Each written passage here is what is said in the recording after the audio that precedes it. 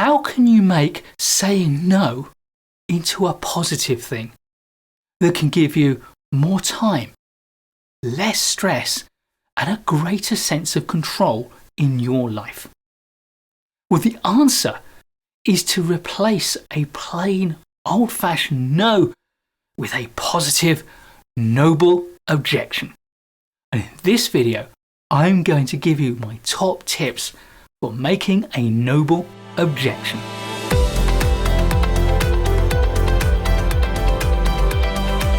At the heart of my best-selling book, The Yes No Book, is the Noble Objection.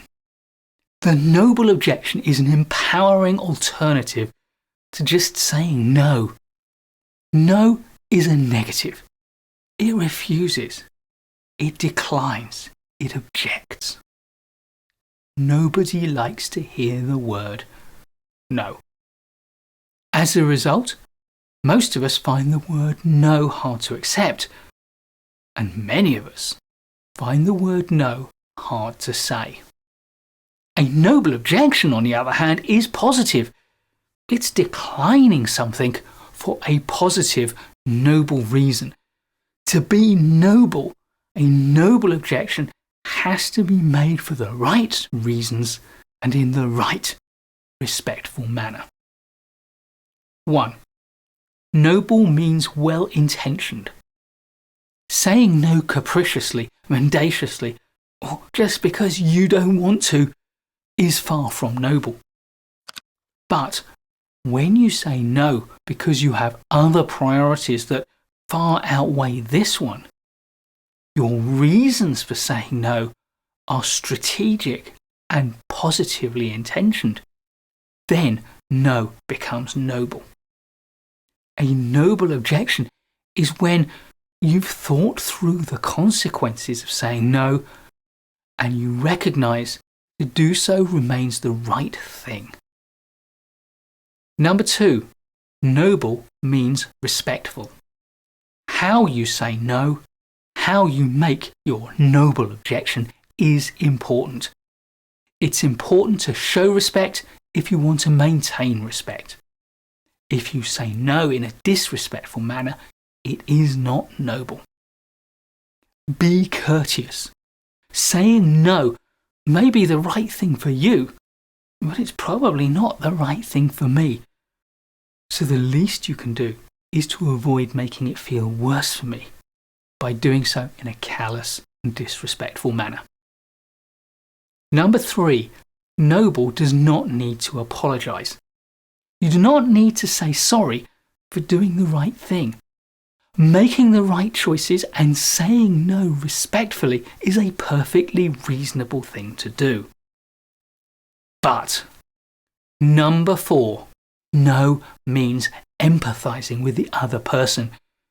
Your noble objection may cause upset and distress, and if you are not able to empathize with that and show your regret for it, then that is not respectful of the emotions the other person is going through. Show you care. And by the way, sometimes a noble objection may be the right thing to do, but even more important than doing the right thing strategically is doing the right thing to maintain and strengthen the relationship. And in that case, you really want to say yes, and not just a puny, yeah, all right. A powerful yes, I will do that.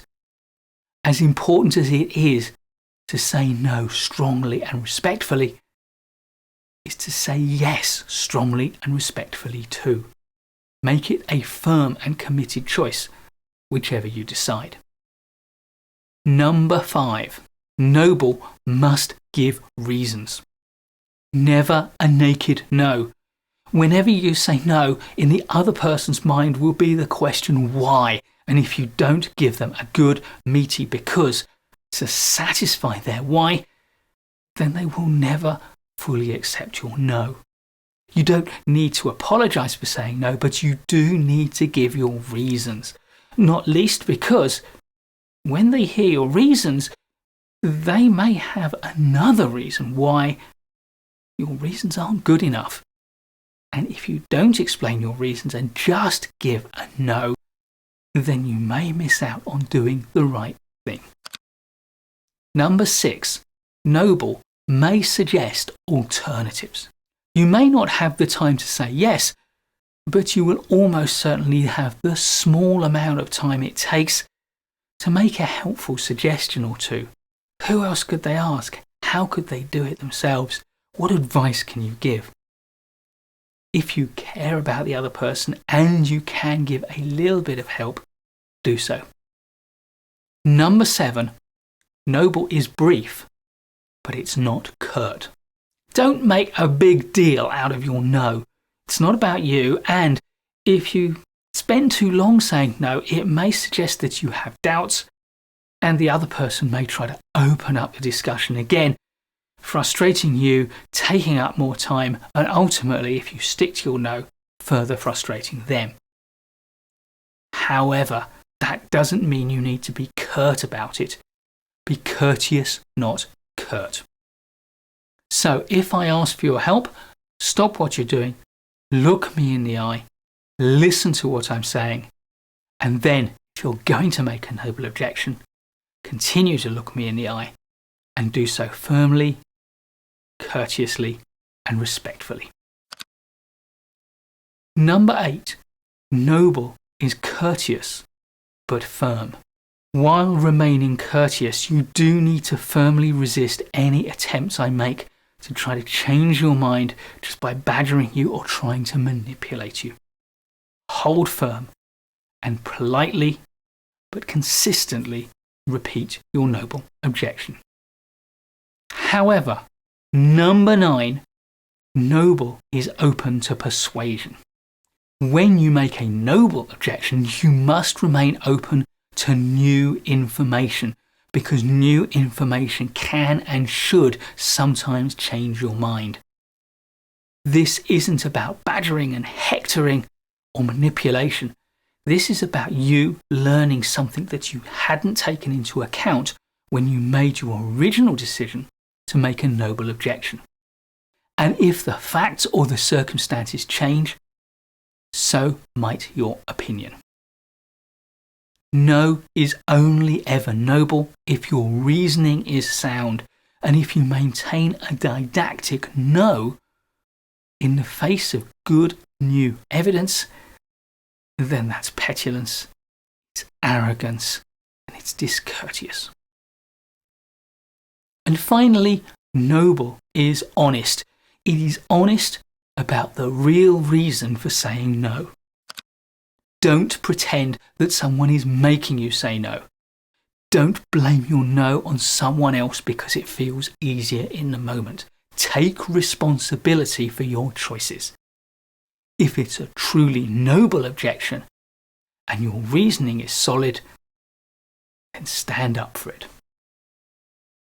Taking responsibility for your own decisions, for your own noble objections, is the only respectful thing to do. Please do give a thumbs up if you like this video. I'll be making loads more great project management content for you, so please do subscribe to the channel and hit the notification bell so you don't miss any of it. And I'll look forward to seeing you in the next video.